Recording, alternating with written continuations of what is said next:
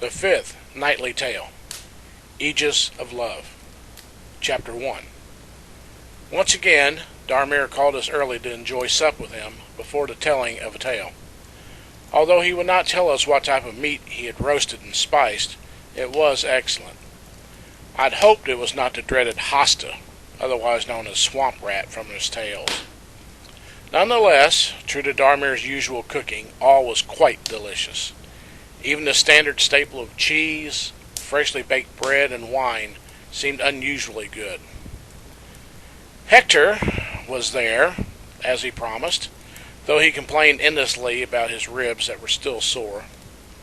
Perhaps it was the pain that was also responsible for his not being as sharp-tongued as usual.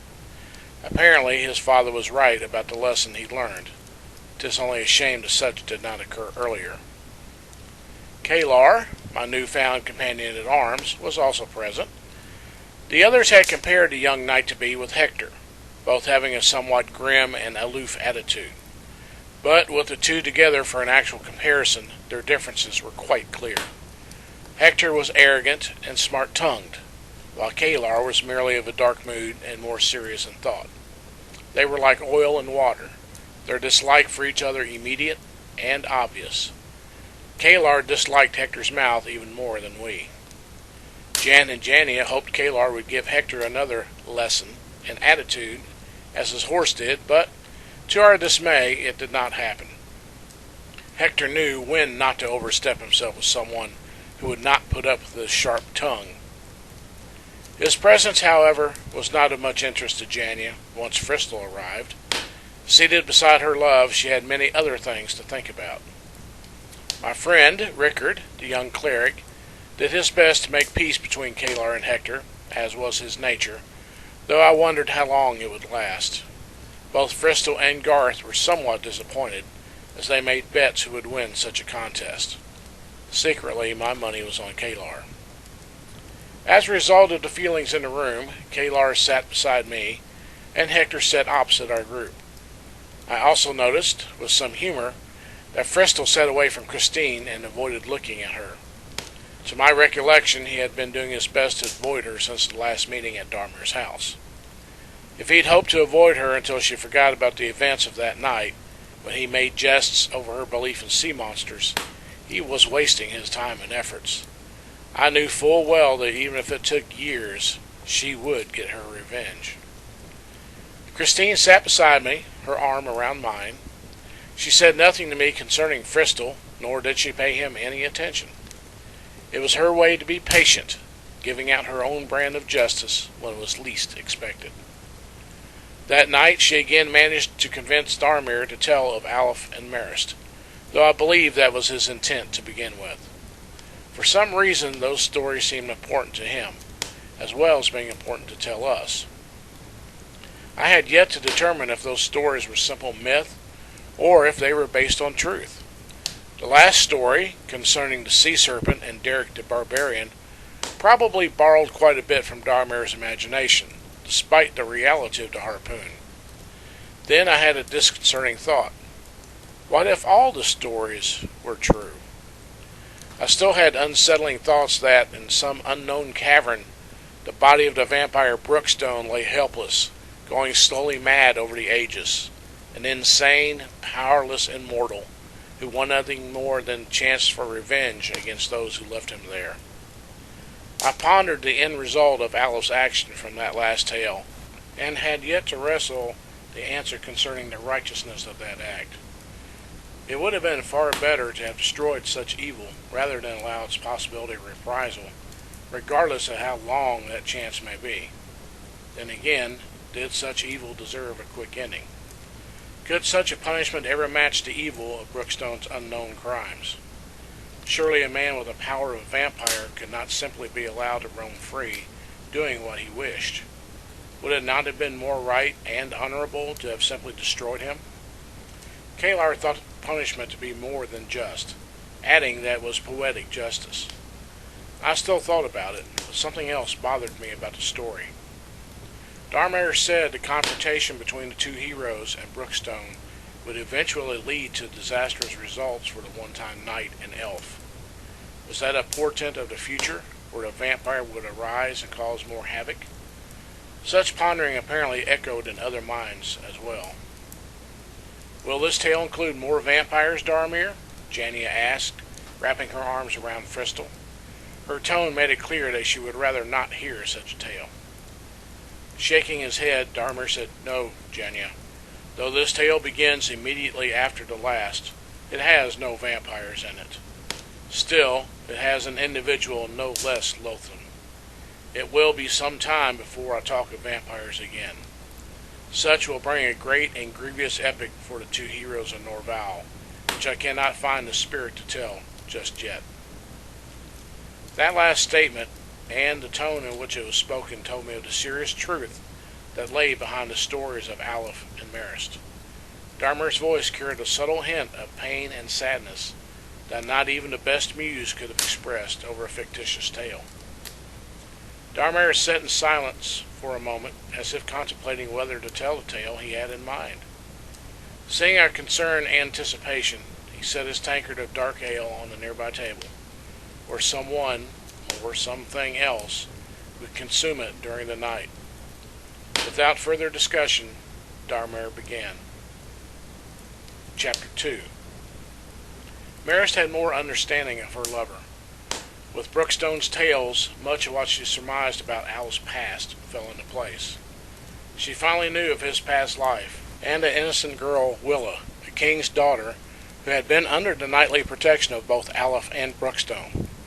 Because of Brookstone's betrayal, she died, sacrificed so he could become an immortal vampire. The elf looked upon Aleph's face, her own showing sorrow. Such a noble life had changed forever, because of his strict adherence to the code of honor that required he hold himself accountable for whatever happened to his charge. It did not matter that his actions and events leading to her fate were beyond his control or desire, nor did it matter that Brookstone betrayed him and laid him low with a cowardly act that prevented him from acting. The fact was, an innocent girl had died under his protection. Marist understood why Aleph was so protective of her and why he would give his life to save hers. The knowledge caused her love for him to run deeper than any emotion she had ever felt. She surrounded herself in the fact that his love for her was equally deep, if not deeper. Upon the first night of encampment from the spine of Karath, Marist noticed slight uneasiness in Aleph. He had been quiet most of the day, but was restless. His actions were akin to an escaped prisoner awaiting capture, or the more serious feeling of a captured prisoner awaiting execution.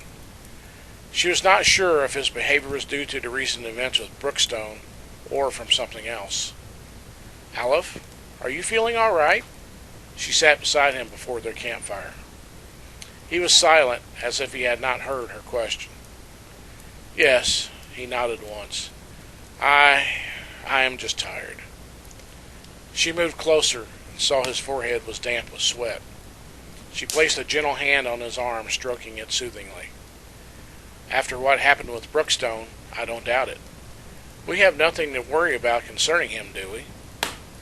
"No," he spoke without emotion, as if relieving himself of a lot of tension. "He has repaid for his actions. There are no longer any of his followers to seek revenge." "That's all?" She had hoped for a more definite answer. He had not told her what happened, or what he had done to the vampire. "That is all," he said firmly. She was not satisfied with that, but she knew she would get nothing more from him on the matter. Perhaps he was exhausted from the battle and the emotional strain, though that was not likely. The thought of using a healing spell on him came to mind, but she was not sure what to do. Those spells helped physical ailments, and she did not think this current problem was of that nature. Even if it was, she had yet to regain enough of her magic to cast it. The battle with Brookstone's army and the magic-draining amulet lowered her magical energy to nothing. It would take hours before she regained enough for even a minor spell. What she needed most, as did Aleph, was a peaceful rest of deep sleep. Regardless of her wish, the hope of such tranquility was lost as the night passed. Marist awoke from a fitful sleep soon after midnight to find an empty space beside her. Aleph was gone, and so was Windgazer, his sword. Looking over, she saw his bow and arrows and horse still there. She looked around the dim forest as far as the firelight allowed, without seeing or hearing anything. She wanted to call, but stopped. If he left because of some danger, it would not be wise to call out and let whatever adversaries might be in the dark woods to know that Aleph was searching for them.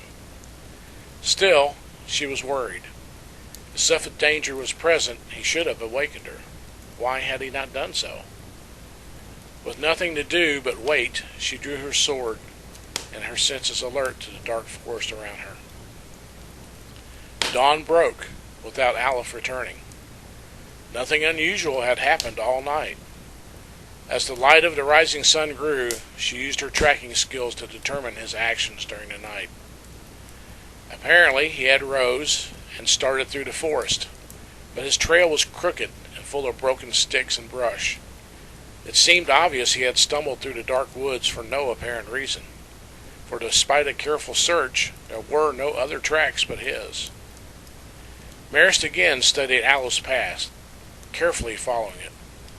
He did not seem to have any specific destination in mind. His path was irregular, going a few feet to one side or the other. Finally, it became less haphazard and led straight toward the marshes of the great swamp. She did not know what to do. She could tie the horses and follow on foot, or she could ride down the well-established trade route with a faint hope of seeing Aleph through the brambles.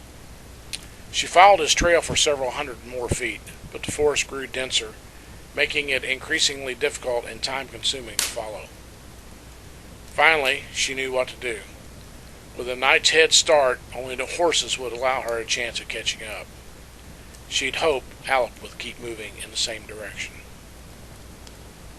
By midday, she stopped the horse's fast gait, tied them to a cypress tree with a 30-foot rope, and headed into the marsh. She had hoped she had not passed Aleph's position and could cut through to find his trail. Sword at her side and bow in hand, she stepped farther and farther into the humid swamp. Within an hour of careful movement through the dank marsh, she found his trail, more broken than before, but still keeping to a fairly straight line into the denser swamp. She knelt by a boot print in the soft earth and studied the broken branches. The stickiness of the sap on the ends indicated he had passed that way no more than an hour earlier. She followed the trail until she stopped and sighed in frustration when it ended at the edge of a long stretch of water. He had moved into the actual swamp and would not leave any more tracks for her to follow. She called his name several times, but only swamp noises came back. As far as she could tell, Aleph's path had been fairly straight. She looked through the seemingly endless forest of cypress trees and water. Her sense of direction would keep him on his trail, if he remained straight, as well as keeping her from getting lost. She took a decisive breath and stepped into the dark, fetid water. Her hesitation was not from fear of the water or the creatures that dwelled beneath its surface. It came from the aversion of getting water in her boots. Nonetheless, she faced the incredibly difficult task of finding Aleph's trail while watching for the many dangers of the swamp. The soft bottom gave under her weight, but stopped before it reached her ankle. She stepped farther out, but her feet sank no further than the yielding bottom. As she moved away from shore, the water level rose from just below her knees to mid-thigh, and then to her waist before leveling off. Marist knocked an arrow and slowly waded through the swamp, looking carefully around each cypress tree for marsh snakes or whatever other swamp beast dwelled there. Despite her precaution of walking slowly to avoid making noise, soon one of those beasts found her. A wake in the water alerted her to something large moving under the surface. As she watched, a bright red-orange fin appeared and knifed through the surface, rising slightly to expose an olive-green back. It was a sailfin gar, and it was less than 30 feet away. By the fin, she estimated it was 7 feet long, a medium-sized fish, though she knew full well that much larger ones could lurk anywhere under the water. The sight of the fin brought back to memory having once seen a sailfin gar easily 15 feet long. Although that fish had been in the deeper part of the swamp, she had watched it snap up a swimming deer in a sudden spray of water. That vision burned itself in her mind when she realized the fish could have eaten her just as easily, because she had been swimming in that water only moments before. Even though the present sailfin gar was too small to eat her, it was big enough to do some serious damage if it wished. The danger of an open wound in the water was not something she relished. Aside from the danger of disease, even worse was the thought of attracting more deadly swamp creatures to her blood. She could not allow that, for herself or for Aleph. She paused to watch the fish and determine where it was going. The orange tip sliced through the dark water in front of her, slowly circling to her right and drawing closer in an attack pattern. "Fine," she said. "I'll give you something to think about." She raised her bow and pulled the string back. "Let's see just how hungry you are." The fin continued circling. She sighted down the arrow shaft to a spot 2.5 feet below the fin tip and let fly. The arrow flew swiftly to its target, striking with a splash to hit the hidden fish. The arrow wobbled and jerked as it was carried through the water several feet before the fin vanished below the surface. She quickly nocked another arrow and watched the water in case the gar returned.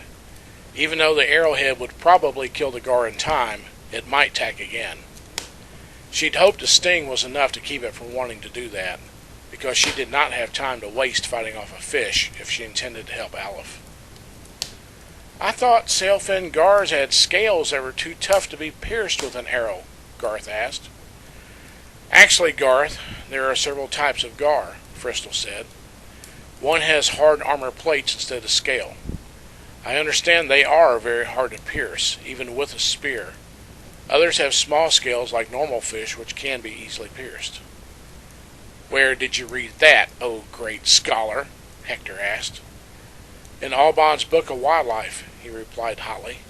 "You should use your father's library for things other than as a lair to trap and coerce female servants." Hector's face turned red, more from embarrassment than anger. "I shall see you outside for that insult." Fristel smiled, proud to have struck Hector's arrogance. "I didn't know the truth was an insult." We waited for Hector to lose his temper. Fristel obviously was not about to back down, although I knew he was bluffing. He was a scholar, not a fighter. He might outclass Hector in intelligence, but he was no match for his fighting skills. "Besides," Kalar said in a low, threatening voice, "wisdom is nothing to make light of. If you wish to take up Fristel for wanting to gain knowledge and defending himself against your insult, you will have to go through me to do it." He narrowed his eyes upon Hector. "And I will do more than simply insult you." We all felt Hector's hot anger, but he said nothing. "That's enough from both of you," Dharmer said with controlled anger. "I will not put up with your foolishness here. I have seen the result of such too many times. I would not like to think that you have been before me this long and still have not learned how not to act like fools." Jan and Garth smiled with dark humor. They'd hoped Hector would accept Kalar's promise and learn a grand lesson. Janya squeezed Fristel's arm tightly, as if trying to calm him, though he was not the one who needed it. "I will let it pass this time." Hector decided it was not the time to test Kalar's courage or combat skill. He stared at Fristel for a moment longer, then added, "But not again." Having sparred with Kalar several times, I did not doubt he was fully capable of settling Hector easily, but the moment needed to pass before it became something more. I nodded at Dharmer and said steadily, "Please continue, Dharmer."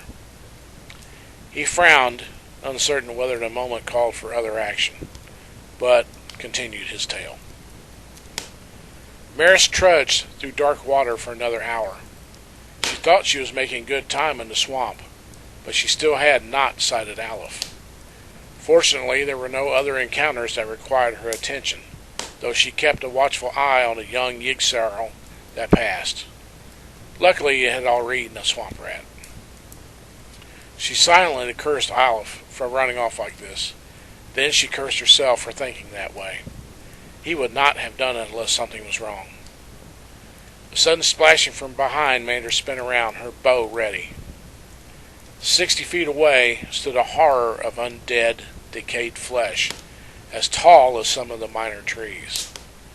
Horrified, she recognized a walking monstrosity as an animated half-giant that had died and rotted in the black water. The 15-foot-tall creature looked at her with its helmeted skull face. 2 glowing red eyes peered through a dense halo of black marsh flies. It still wore the rusting remnants of a chest plate and chainmail armor on its rotting shell of flesh. A short sword had been driven nearly to the hilt into the side plate and remained there, rusting from the swamp water. The undead giant held a badly rusted but still lethal battle axe in its clawed skeletal hand. Slowly it sloshed unsteadily toward the elf, holding the axe up, ready to fight. She did not know what magic gave the undead creature its life, nor from whom or why, but it was clear the thing was not about to exchange pleasantries. She swallowed hard and shot it. The arrow bit deeply into the right chest with a loud thunk, without apparently bothering the giant. A second arrowhead sank into the left shoulder with the same lack of effect. The thing lurched forward, increasing its pace to that of a slow charge. A third arrow struck the skull, just below the helmet's rim. The shaft protruded above and between the eyes. A fatal blow to nearly all living things, but of no consequence to one of the undead. With a rush of dread, she realized that normal weapons were no help against the approaching abomination. It was not alive, nor would she be if it caught her. She could outrun it easily, but for how long? Eventually she would need to rest, and it would never tire. Besides, Aleph was somewhere nearby. She would not leave the swamp without him. Maris lowered her bow, an arrow resting on the string. With a quick movement of her left hand, she slid a silver-bladed dagger from her boot and deftly threw it. The blade struck the creature's chest just above the armor. Silver, which could harm and even kill vampires and their woven kin, failed to have any effect. Not that she had held much hope it would. She raised her bow again, preparing to find her last arrow before she would be forced to use what little magic she saved up. Then she heard another splashing sound of something running. She looked to her right. It was Aleph, wet and streaked with mud. Dried blood marked many scratches of brambles on his face and hands. His eyes had a blank, faraway gaze as he raised Windgazer at the undead giant, which stopped to turn toward its new foe. A sudden gust of strong wind sent water rolling back in waves as the giant flew backward. With a sickening sound of fetid flesh striking a solid surface, the creature smashed against the trunk of a huge cypress tree. Unhurt, the wind gust dying, the giant slowly regained its balance, its red eyes glowing like firebrands. Again, Aleph held out the sword, but this time there was no wind. A white glow formed around the silvered blade, and then shot forward like a spear made of light. Maris recognized the shape as a death bolt spell, one she had yet to learn, nor was it one that she knew the sword could produce. The magical bolt struck the giant's chest, sending it back against a cypress tree. Sunlight came through the smoldering hole the bolt had melted through chest plate and body. Another blast splattered the skull and its contents against a tree trunk, like a large handful of black swamp muck. Only a portion of the lower skull and jawbone was left intact. The partly melted helmet fell into the water with a hiss of steam, as the giant corpse followed, returning to that from which it was animated. It was now truly dead. Maris smiled in relief as water calmed over the fallen form. No ripples came, which means it was not going to rise and attack again. She looked at Aleph to thank him for her rescue, only to widen her eyes in shock when she saw Windgazer pointed at her. "Aleph?" she asked in sudden panic. "What are you doing?" He stood, his body shaking as he forced it to remain standing. "Who are you?" he asked feverishly. "You are not Aurea." Bewildered, she remembered that Oria was Alf's wife some years in the past. Slowly she shook her head. No, I'm not. I'm Marist. Don't you recognize me? His expression was puzzled. Marist? Who? But I killed. He looked at her slowly, as if recognizing her through a fevered haze. Marist? Where is this? Then he collapsed into the dark water. Marist ran to him and lifted him onto her lap as she crouched in the water. His brow was hot and covered with sweat, yet he shook with chill. She carefully touched his chest and found his heartbeat rapid and his breathing coming just as fast. Gently she caressed his cheek. I'm here, my love. As a healing spell went through his body, she prayed it was in time. Chapter 3. Aleph awoke to the blurred vision of a fire blazing before him. His second sensation was of a hand gently caressing his head, which rested in a woman's fur-covered lap. Though his vision was blurred, he saw a pointed ear sticking out of long black hair. She was a beautiful but topless elf. As far as he could tell, she was completely naked. He dimly sensed that he, too, wore nothing but a blanket that went from his chest to his feet. A gentle hand lightly touched his cheek. Feeling better now? Her voice was like a soft wind through a forest. He blinked his eyes into focus and looked into the dark brown eyes of a woman he did not recognize, though she seemed vaguely familiar. I feel cold. She smiled and nodded. Swamp fever. I cured the sickness, but you still suffer from the effects.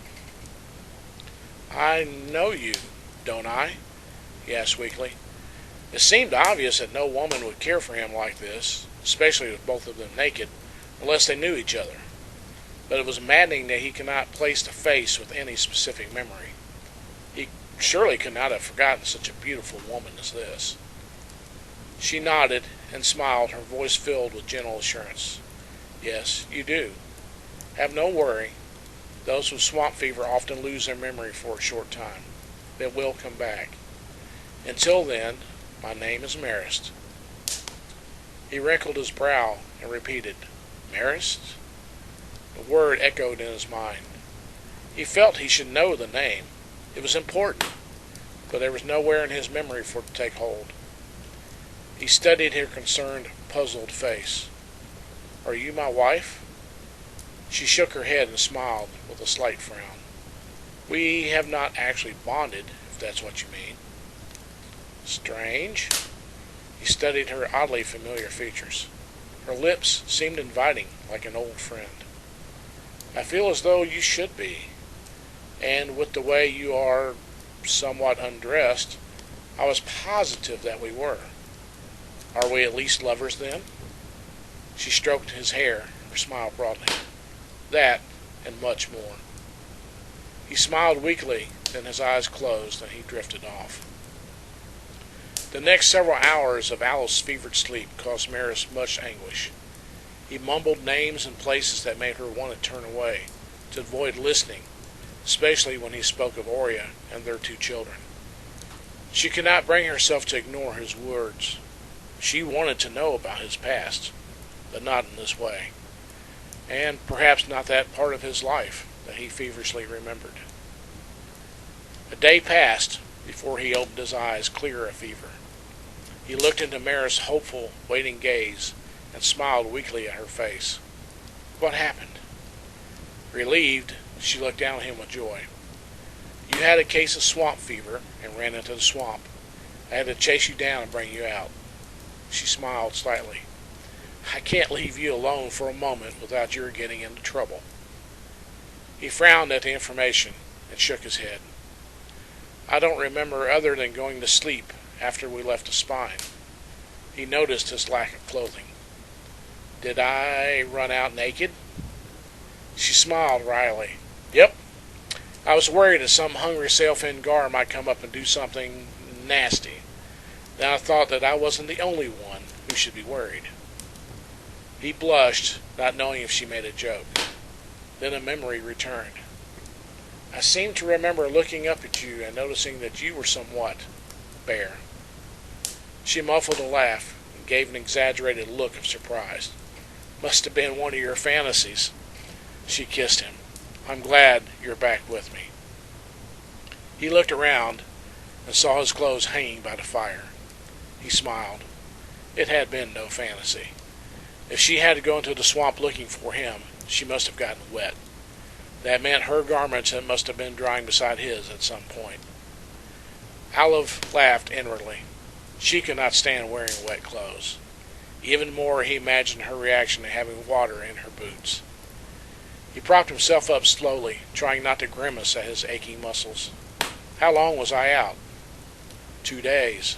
She helped him sit up. How do you feel? Somewhat parched and weak. She nodded. You will be that way for a couple more days. Don't worry, we don't have anything to do but sit here and enjoy the outdoors. She frowned and added quietly, though I would love a good ale right now. He smiled. When I can travel, we'll go to Halston, and I'll get you all the ale that you can drink. She stroked his cheek tenderly and asked with a mischievous smile, Trying to get me drunk, huh? Now why would I need to do that, lass? He asked incredulously. You can't resist my manly charm as it is. She stuck out her tongue at him, only to have her lips drawn to his for a long kiss. Darmir, Ricard asked, how is swamp fever contracted? What are the effects if it isn't treated? The old man smiled at the question. Usually it's contracted by the bite of a swamp insect that's infected, or by drinking foul water. In this case, Aleph gained it from his headlong flight into the swamp, where the Yggdrasil threw him during his defense of the children of Ganathra. Ricard nodded. And its effects? You have probably gathered it causes fever and delusions. Untreated, it leads to death by dehydration in severe cases. Lesser infections leave a man weak and dehydrated for days before it passes. Before you ask, yes, there is a cure for it beyond a healing spell. One must find a swamp cabbage root, boil it, and give the broth to the sick. Ricard nodded. Later, would you tell me what the swamp cabbage root looks like? Darmir nodded and smiled, casting a quick look at Hector. I would be happy to, young cleric. Knowledge, after all, is just as important as skills at arms. Aleph rested for 3 days before he felt strong enough to ride. Maris' continual care strengthened his body and spirit. The two rode slowly through the swamp until it became marsh. Later, after 3 days, that became forest. They took a forested path towards Halston. By the time the sun was at its highest on the 5th day, Maris' keen hearing caught the sound of movement in the forest. We have company, she told him quietly, looking straight ahead as she spoke. About 10 of them, following on both sides, 50 feet in the woods. Aleph slowly stretched his back and looked around as if taking a casual look.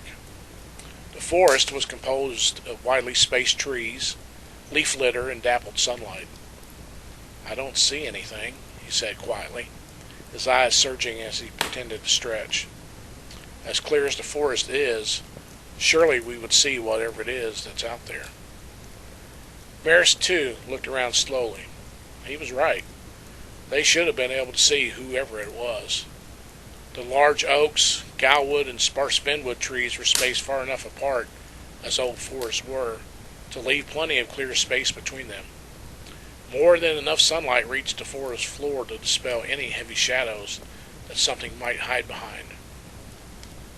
Although her sharp eyes did not see their mysterious followers, her ears detected them. They are there, she said with assurance, moving at our pace and in the same direction, neither moving closer or farther. He stopped his horse, and Maris halted beside him. Let's see what happens, he said. She listened carefully for a moment. They have stopped too. He pulled his bow from his saddle and nocked an arrow. If they want something, let's see what the sting of an arrow will do to satisfy them. He slowly dismounted, his bow ready. Maris prepared her own bow and swung over a leg to join him on the ground, but he stopped her from dismounting. He gave her a quick glance and said quietly, "Stay up there. It will give you a better view in case I need help." Nodding, she watched him walk cautiously forward and to the right, toward where she last heard footfalls. All she heard was Alice's boots crunching dry leaves underfoot. He went 30 feet into the woods when she called, "Whatever it is, it's only 20 feet away to your right and moving slowly toward you." Alice stared at the empty area and said, "I see nothing but leaf clutter, though I do hear something moving toward me now." She looked around, unable to see anything but dead leaves and trees. "It's the only one moving right now. You should see it." Aleph gazed in front of him, seeing nothing but dry leaves and small twigs. "Nothing's here." Surely such a sound was not caused by an insect crawling on leaves. As soon as he spoke, he cocked his head as if trying to catch a faint whisper. Then he did something totally unexpected. As Maris watched, Aleph crouched and set his bow on the ground beside him. "What in Tullah's name are you doing?" she asked. "It's right in front of you." "Is that you, Stalker?" he asked the apparently empty forest floor in front of him. Slowly, as if stepping out of a haze on a hot day, a form appeared. It was a large wolf-like animal of mottled black and gray fur. Its two heads stared at him, long canine teeth showing under raised lips. Aleph raised his hand so Maris would not fire. "I should have thought as much." He patted one of the heads, making the curled lips relax. Then he looked back at Maris. "It's all right. I know this individual." Maris hesitantly lowered her bow, staring in puzzlement. The animal appeared to be more than capable of tearing Aleph apart. Uncertainly, she asked, "What do you mean you know that thing?" The animal growled in a non-threatening tone to Aleph, while one of its heads turned toward the elf. Dark gold eyes studied her intently, as if she were the next meal. Aleph laughed. "Yes, that's true," he told Stalker. Looking up at Maris, he said, "He and I go back several years. We have had some adventures together." The animal vocalized several more growls as Maris dismounted and cautiously walked toward Aleph, her hand on her sword hilt. Aleph lightly smacked one of the snouts. "Hush! She'll turn into a fur coat for that kind of talk." Maris did not comment until she stood beside her love. "You and this animal know one another?" "Yes." Aleph laughed, ignoring another series of growls from the two heads as he talked with Maris. "Stalker and I have had our share of battles and times from a long time ago." He stood. "That was before he met a wizard called Bastul." Stalker growled at the name, making Aleph look down at him. "I told you to leave her alone, but as usual you did not listen. Didn't I always tell you to think with your head and not your—" He glanced at Maris. "Ah, well, I did tell you to stay away." Stalker turned both heads toward the elf. He growled again, then raised all four ears and wagged his tail. Aleph raised an eyebrow and smirked. "Wouldn't you like to know?" "What did he say?" Maris was not able to completely relax in the presence of such a deadly-looking creature, and a one-sided discussion began to upset her. Aleph looked into her narrowed brown eyes, knowing she expected a quick answer. He cleared his throat because the truth would be a lot worse than no answer at all. "You really don't want to know." Stalker made a short growl and wagged his tail harder, while Maris' face flushed with annoyance and mild anger. Aleph thumped one of Stalker's noses again, a bit harder this time. "That's easy for you to say." Seeing how Maris was becoming agitated, he decided to change the subject. Looking back at the four gold eyes staring up at him, Aleph asked, "Why are you in these parts? I thought you moved over to Blue Mountains." Stalker sat on his muscled haunches and growled for several seconds. It was not true growling, Maris realized, though it was the only way she knew to describe the sounds it made. He says that he sensed something was wrong with me a few days ago and came as fast as he could to help, Aleph interpreted. Don't ask me how to explain how. It's just that ever since his change, we've been able to somewhat communicate and sense each other in extreme moments. Marist nodded, her face still hot from the remarks the two were keeping secret. Friends or not, she did not enjoy being left out of a discussion that included her. Aleph suddenly became flustered as Stalker continued growling. He is? Where? Another few seconds of snarling and growling followed. Aleph looked at Marist. Seems that your ale will have to be put off. Austin is under siege by an army of orcs under the command of the wizard Bastul. Marist frowned at the unspoken thoughts in Aleph's mind. Let me guess. You want to charge to the rescue, she sighed. You know, Aleph, before I fell in love with you, I had no real concern about such things. If there wasn't any money involved, neither was I. Stalker made a quick growling response. Aleph replied with a harder smack. Keep up that insolence and I'll pin back your ears myself. What? Marist demanded. Never mind, it's not important, he said shortly, giving her an apologetic look before turning back to Stalker. Are you going to help out? As Stalker had answered, 12 more of the large two-headed wolves faded into existence all around them. I don't know about that, Aleph shook his head. If we try, we could turn out worse than you and the ladies here. It would be better if we could find someone who'd do it for you and then dangle Bastul over a pit by his rope sash. Stalker growled again, and Aleph shrugged. As long as we can find someone to do it, money isn't a problem. She punched Aleph's chest. Will you tell me, she asked hotly, what by Tulla you two are talking about? Aleph sighed. Marist was too irate for his comfort. He did not want her to lose her temper. He looked at her but motioned to Stalker, as he said calmly, he wants to try to force Bastul to turn him and the others back to normal. The elf stepped back. You mean they aren't actually animals?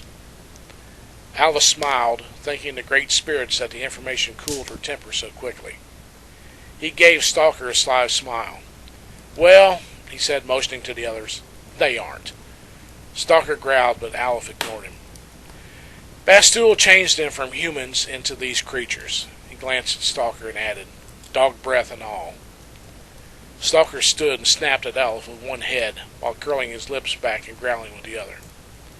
I can't help it, Aleph shrugged. I've always tell the truth to those I respect. It is your breath, after all. It might help if you included some mint leaves with your next meal.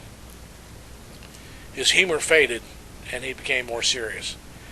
Anyway, I don't think your plan is worth the risk to the two of us. Bastul's too powerful to play around with or to trust. You know that full well.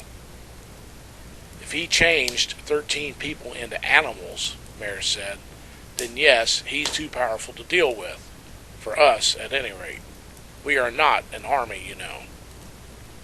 He nodded before looking down again. What does he want with Houston? It's not a wealthy town. Stalker growled a reply, and Aleph nodded. Then perhaps he can be bargained with, if we offered him something worthwhile. Marist looked puzzled. Just what do we have that a wizard would want? Suddenly she knew and smiled. The treasure in Vorta's cave. Stalker looked at them, one head focused on each, his ears cocked. He gave a throaty growl. Aleph nodded. Yes, that was the two of us, although Marist is the one who did the actual deed. All four of Stalker's ears went straight up. She gave him an evil smile and cocked her eyebrows to give a very telltale promise. He growled once. I told you not to mess with her, Aleph warned. Marist winked, making Stalker lower his tail between his legs. Her smile grew as she gave a humorous but fully serious warning. One doesn't have to be a powerful wizard to make you regret getting on my bad side. Aleph shook his head at the exchange. Shall we go to Halston then? Stalker growled a reply. Aleph looked at Maris with apprehension. You don't have to go if you don't want to. She sighed, grabbed his arm, and led him toward the horses. I thought we were past all of this. I was there when you closed one chapter of your life, wasn't I? I might as well help you on this one, too. He smiled and looked down at Stalker, who raised his eyebrows in silent question. Ah, Brookstone. He's slowly being digested by cave slime right now, thoroughly enjoying his immortality, I hope. Stalker's lips curled into a human-like smile. Maris was amazed that such a creature could create such a clear expression. The smile also showed us how far back Stalker's relationship to Aleph went, if he knew Brookstone. The two humans mounted their horses, while the 13 creatures faded away like mist. Halston is a good 2 days' ride from here, Maris said. Probably more. Aleph nodded. I agree. 3 days maximum. As the horses picked up their pace, the elf turned to the man, not ready to forget the conversation that had just transpired.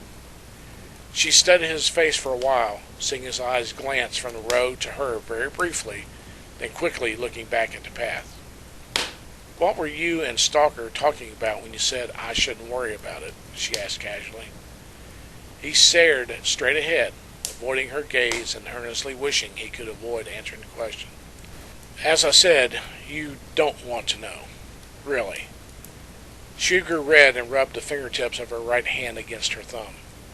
As I said, one doesn't have to be a wizard to make things rough. A sigh of dread escaped his lips. He said you were cute. Is that all? She asked, as if the word meant nothing. No, but it's enough. I don't want you to fry one of my oldest friends. He did mean it earnestly. I see. She was clearly miffed. We'll discuss this later. Aleph swallowed. That was one event he'd hoped she would soon forget. Darmir, Fristel asked, if this Bastule was as powerful as you say, what would he want with treasure? There are always those, my young Fristel, who want more than they have, no matter how much it is. One day I shall tell you a tale of that at a later time. That's not necessarily bad, is it? Garth asked. Darmir shook his head. Only if such needs serve no purpose other than your own greed. Is not love such a thing? Jenya asked. Darmir shook his head. Does love serve only the self? From the corner of his eye he glanced at Christine and me. I'm not sure, Jenya replied. How can one tell if love is self-serving or not? By searching your heart. It's love when the other person is more important to you than yourself, when his or her feelings and desires outweigh yours. If they do not, it is not love. Christine looked at Jenya. Look at the story of Aleph and Maris. Do you think they are in love with each other? Jenya nodded. Of course. Why? Her cheeks flushed. She was ready for a quick response, then thought carefully before speaking. Because they are willing to take risks for each other. Both have done things to keep the other safe, regardless of the danger to themselves. She shrugged. Still, it's just a story. Is it? Ricard asked. Does it matter whether it's a tale of make-believe or truth? One can still learn from the actions of those two. Just so, young sir, Darmir said. Besides, I never said this was not a true tale. We looked at him, our eyes wide. Ignoring our response, he continued the tale. 2 days passed as the travelers drew closer to the besieged town of Halston. Marist said little more than what was required to Aleph and totally ignored Stalker. Her lack of communication showed her anger had yet to be appeased. Beyond irritation were more intense worries. She had not pressed Aleph for a translation of what Stalker said, nor for any information about the adventures the two had shared. It was not that she did not want to know. She was more concerned that the trail to face Bastule might be the end of all of them. It was not a fight she and Aleph needed to be in, and she resented that. She felt strong animosity towards Stalker for asking Aleph to make it his quest, no matter their past relationship. She also resented that Aleph was acting as if he had to be the one to risk everything to save others. Noble though that was, there were many others in Norval who could do the same. On the eve of the third night, Marist resigned herself to the fact that Aleph could do no less than charge to the rescue of someone in need. He had once been a knight, raised to believe that was his only lot in life. That was the kind of man he was, and she did not want him being anything less than himself. She eventually came to the realization that had Aleph not been so eager to come to the rescue, she would never have met him to begin with. As the campfire blazed that night, she made up to him by curling up in his lap and holding his arms. Aleph welcomed the warmth and change in emotion. He nuzzled her ear softly and whispered his love for her. His spirit lifted simply by holding her in his arms. Stalker's form hazed invisibility beside Aleph. He growled quietly as both heads gazed into the crackling flames, wisely ignoring the pair's romantic cuddling. Yes, it is. Aleph tossed another piece of wood on the fire. Marist looked over. Aleph's response had not been tinged with unease, meaning that whatever Stalker said, it was not about her. What? Aleph smiled, staring into the flames as memories rose in his mind. Distantly he said, Stalker was just reminding me how this was like old times. The two-headed being growled again, one head turning to look at Marist. Aleph gave a humorous grunt to Stalker's nonverbal question. As I told Brookstone, he said quietly, things change. Now what? Marist felt upset when the conversation seemed to involve her again. Aleph swallowed before answering. His reaction showed it was not necessarily for his worry over what she might do to Stalker. Eventually, Aleph said, he said this was not exactly like the old days. I would not have brought a woman into danger like this. Nor would I have one like we are now, without being... He turned his face away from her dark eyes. She gently turned his head back toward her. What? He stared into the flames, not wanting to meet her gaze. I would not have engaged in some of the things we have done without our being bonded. I lived a pretty celibate life until I was actually bonded. She nodded, understanding, though she felt a bit hurt. Do you think less of me or what we have together because we aren't? He smiled lovingly at her. Never. My feelings for you could not be deeper if we were bonded. It's simply that I was brought up with certain beliefs. It's difficult to change them all overnight, no matter how I might wish to. I remember your reaction at the Crystal Cavern, she said, frowning. At the time, she thought his embarrassment was quite amusing. Suddenly, she felt differently. Perhaps it was not too late to make amends. I'm sorry if I forced the situation. She looked at the ground. Aleph drew her closer and softly kissed her cheek. I'm glad you did. Like I said, things change, especially when two people want the same thing. I'm just too chivalrous, I suppose, to have initiated anything like that. Besides, one doesn't have to be bonded to love someone. She looked at him lovingly and kissed his lips, before resting her head on his shoulder. She playfully traced a spiral line down his chest with one finger. That's true, but I'm not opposed to bonding with you, if that's what you wish. All I want in life is to have you in it. Stalker looked at them and growled softly before walking into the woods, vanishing as he went. Marist glanced at him, then raised an eyebrow at Aleph in a questioning expression that he knew all too well. Aleph smiled, gently shaking his head in amusement. You don't want to know, but he said it without malice. She raised both eyebrows and waited. Aleph lightly kissed her forehead and smiled. He said, disgusting. She smiled and laughed. Then I suggest we both make him extremely sick. She kissed him again, her hand moving down his chest, and continued without stopping. Chapter 4.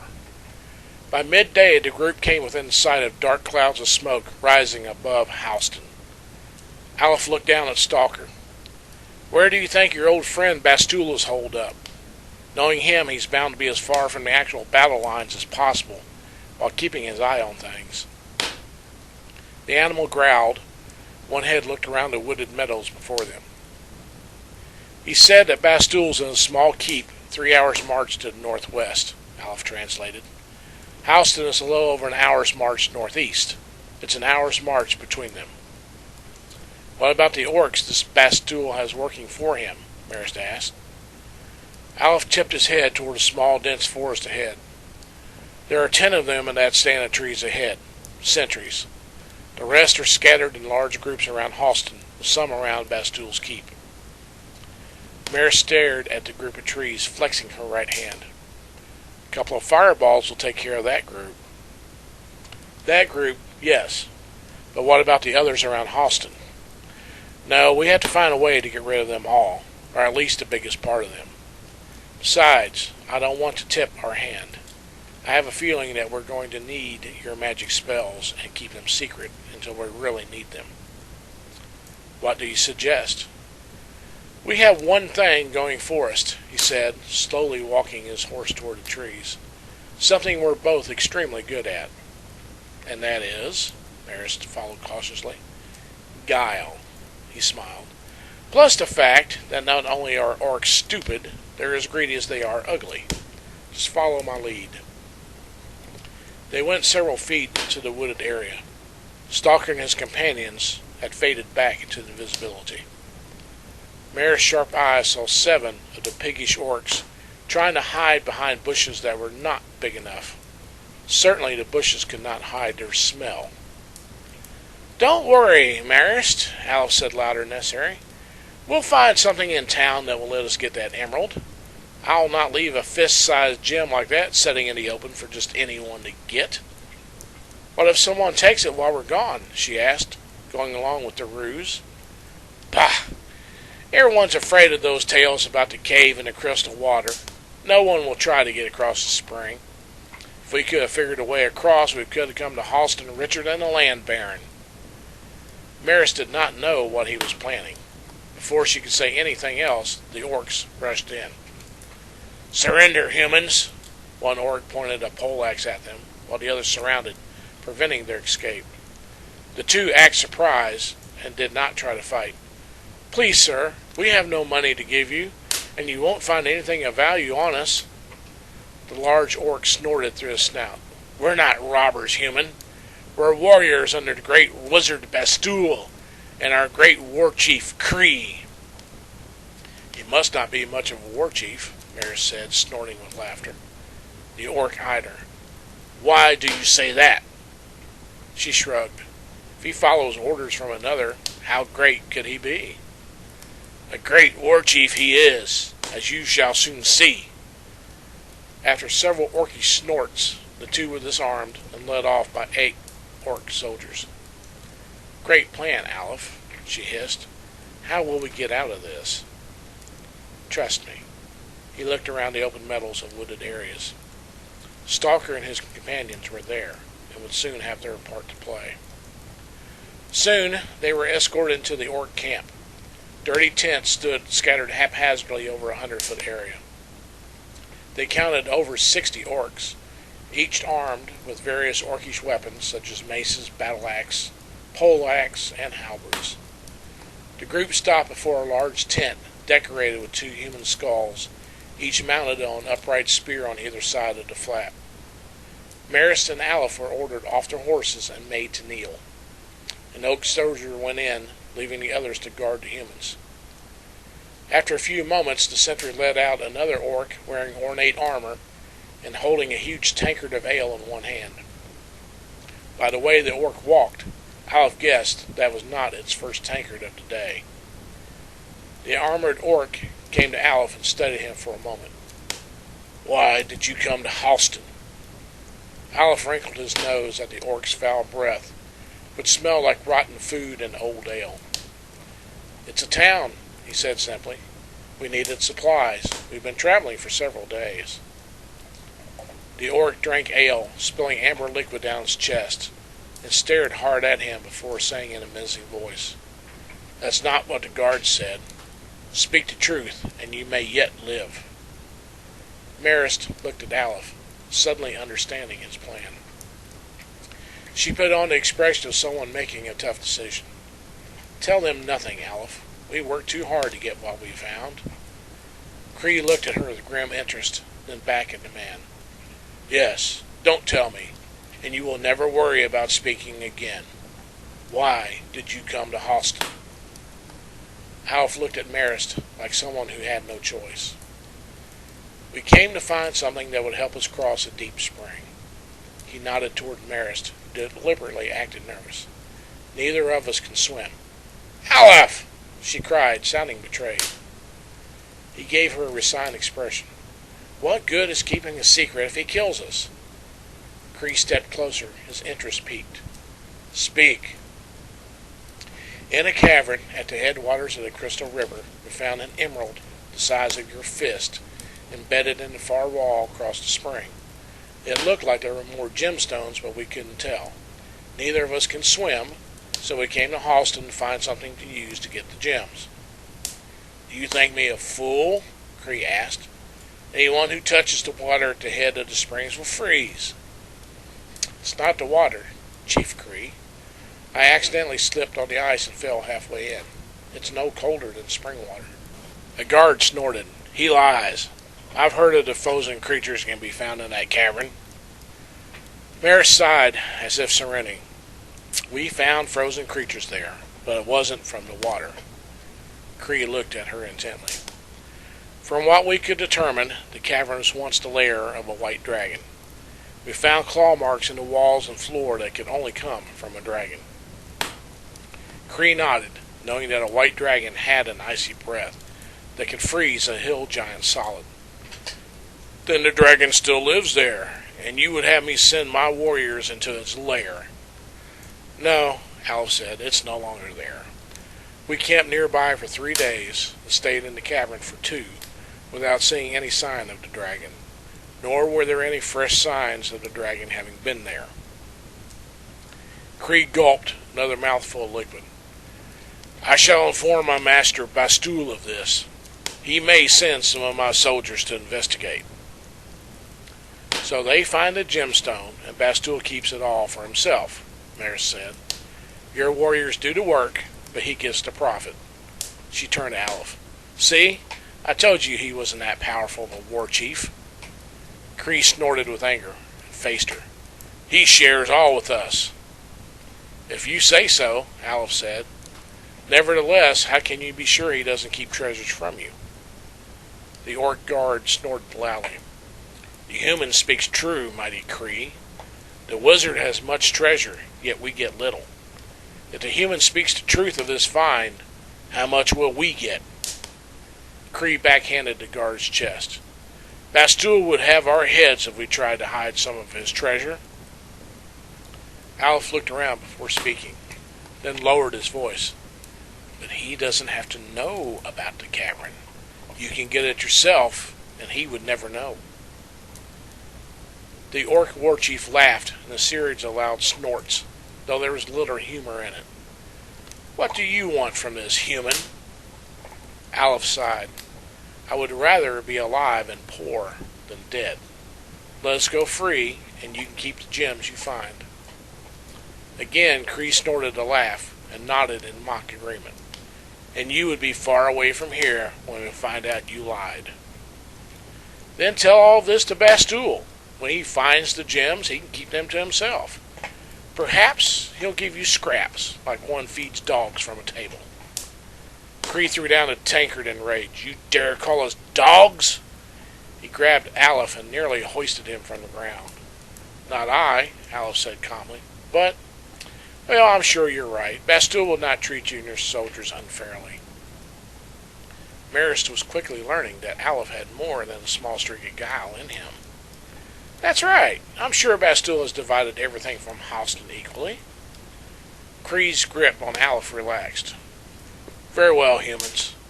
I shall keep you here as my guests, while some of my warriors seek the truth of your story. And when they don't come back, you'll blame us for their disappearance, and not them, Maris said. What do you mean they won't come back? You just said it was safe. She smiled. Aleph had been right. Orcs were greedy and stupid. What will your men do when they see gems as big as their fists? Who knows whether their treasures are there? Do you trust your soldiers enough to come back when they find enough wealth to set themselves up as kings? Kree slowly looked at the orcs around him. I either trust them or they're dead. They know I would hunt them down and kill them without mercy. That's just the point, Aleph said. If they run off with gems, who's the wiser? You'll think they're dead because we tricked you, and then you'll kill us and forget about it. The orc was silent in thought. Then I must go myself, but I can't. If I were to leave, Bastul will know. Are you not the great war chief Kree? Aleph asked. Must you grovel to another? Kree does not grovel to anyone, he snapped. I shall leave before dawn with some of my trusted soldiers. He looked at the two humans with a sly smile. You will stay here until I return. If you lie, or I don't return within 2 weeks, you'll wish you had never met me. I fail to see what advantage is to be gained by this ruse, Darmir, Jan said. The old man looked at him. In what way? You do not see any advantage in splitting the opposing forces? Jan shook his head. No, I see the advantage there, but in this case the orc leader will take only a few of his orcs with him. The bulk of them will still attack the town. You missed the point. Those left behind would be without a leader, I said. If you knew anything about orcs, you would know that such would be enough to cause the eventual collapse of the army. Various soldiers who think more of themselves than they actually are would start fighting among themselves for leadership when Kree is away. The army would rapidly fall in disarray. Darmir nodded at me. Quite correct, young sire. However, such chaos is not just limited to orcs. Even so, such was Aleph's thinking. He knew, in time, the factions in the orc army would do far more damage to each other than any outside army could. Still, Fristel said, wouldn't Aleph be taking a chance that he and Maris would be killed during those times? Or that the inside fighting would not occur within the 2 weeks' time they had? Darmir smiled. It would not take more than 3 days for an orc to start feeling the weight he thinks he has. Within 3 days, the first fights within the ranks of the army began, and the siege was quickly forgotten. By the 5th day, over half the orc army lay dead or wounded by another's hand. That was when Bastul arrived. Aleph and Maris remained within the main orc encampment. Stalker and his followers were invisible, but occasionally encouraged the fighting by attacking certain orcs at opportune moments. Soon, the wizard discovered the unrest. Upon entering the encampment to learn the cause of the fighting, he found Aleph and Maris under guard in a tent. His face showed red-hot anger. He neither looked nor spoke to the prisoners. He merely ordered the orcs to bind them and take them to his keep. Then he stormed from the tent. Looks like he's none too happy, Maris commented. I hope you know what you and Stalker have gotten us into. Aleph frowned as his tied hands. So do I. Chapter 5. After what seemed far longer than it actually was, the dark stone walls of Bastul's keep loomed ahead. Orc guards, along with other forms not identifiable, lined the stone curtains, all armed with long bows and crossbows. Rising from each corner of the wall were stone towers called bastions, each with a lookout tower inside. Standing within the walls, in the center of the small bailey, was the wizard's home.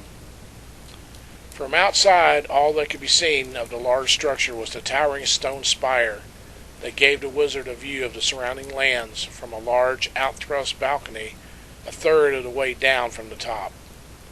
Aleph and Maris estimated the tower's height at 100 feet. It was a superb bit of architecture. The small army halted before the entranceway closed by a huge wooden gate. The two were pushed forward into the bailey to stop at the tower's entrance. The grand ironwood doors opened outward for them as the two were shoved inside. Aleph looked at the door as they passed it. It was so well constructed, if it were shut and barred, it would take an army several days with a battering ram to make even a dent in it. Their footsteps echoed down a tapestry-lined great hall that ended in a great room directly in front of a circular throne made of dark polished wood that resembled a turned-up moth shell. The throne's inner lining was heavily padded in dark purple velvet. Bastul sat on the throne, his hands steepled, and a slight smile of curiosity on his face as he stared at the pair. "So, you're the two who sent my foolish orc chief to his death at the headwaters of the Crystal River." "We had little choice, great sire," Aleph said respectfully, though sheepishly. "War Chief Kree threatened our lives." Yes, he dismissed that with a wave of his hand. "I know all about the ruse that you used." He stared at Marist for a moment, making her shift uncomfortably. Then he turned back to Aleph. "I also know the truth about the crystal waters.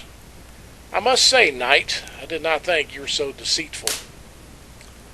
Aleph felt a sudden surge of dread, though he merely tipped his head as if puzzled. "Knight?" Bastul laughed. "I have not forgotten you, nor your invisible friends there." He pointed at the empty hallway. "Perhaps you do us the honor of becoming visible, or shall I cast a fireball down the corridor so we can see your smoldering remains?" Stalker and the others reluctantly shivered into view along the hallway. "Since you remember us so well, Bastul, I should get to the point," Aleph said. "We have come here to see if you would be willing to remove the spells you placed on them." He motioned to the two-headed animals. "Remove my spell?" He gave a cold laugh. "Your one-time companion and the whores who run with him should be thankful for that particular spell being cast to begin with." Stalker growled, stepped forward, his teeth bared. "Back, mongrel, if you choose to live a bit longer." Bastul raised his hand. "One more step, and you die." Stalker stopped, though his teeth remained bared. "Bastul," Aleph began, "you're attacking Halston for wealth. I offer you more wealth than Halston has ever seen, if you remove the spell and leave the town alone." The wizard laughed. "I'm no fool, Knight. I shall not become a frozen morsel of food like that idiot Kree. You have no wealth I want." His gaze went to the Marist's lithe form. An evil smile played on his lips. "Though she may have." Marist stepped back, her bound hands instinctively sinking as swords she no longer wore. With nothing there, she set her jaw defiantly. "I think not, wizard." Bastul smiled, standing up, his eyes on hers. "Let us see, then, shall we?" She tried to draw one of her hidden throwing daggers. Fear stabbed through her heart when she found she could not move. No muscle would respond to her command. Her frozen field of view allowed her to see that Aleph attempted to charge Bastul, only to be similarly frozen in place. Behind her, she heard Stalker snarl a loud threat. She could not see him, but she saw Bastul raise his hand to cast a spell.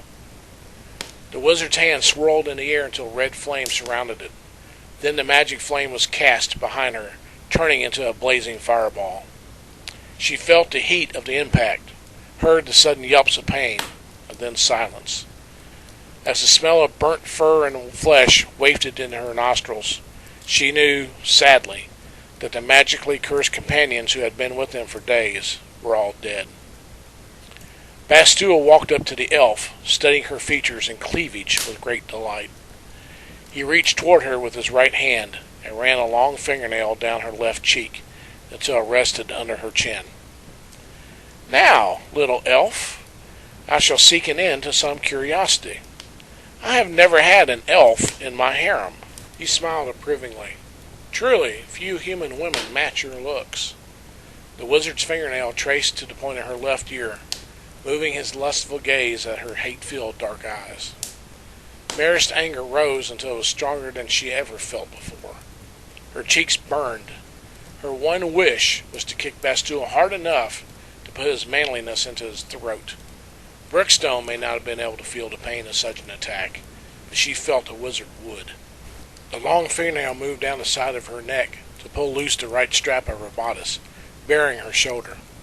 He smiled, his fingernail tracing circles on the smooth, tan skin he exposed. "Lovely, my dear," he said hungrily. "A neck that any vampire would lust for." Vampire? Olive wondered, watching helplessly. Had Bastool been in league with that hellspawn Brookstone? He did not think so. Neither one's ego would have allowed it. Sudden dread rose in Alice's heart as the wizard tormented the woman he loved. The murder of his friend Stalker was enough to grant the wizard death, but what he was doing would guarantee more. Marist caught Alice's eye and saw his pain of helplessness. She wanted to close her watery eyes, but could not.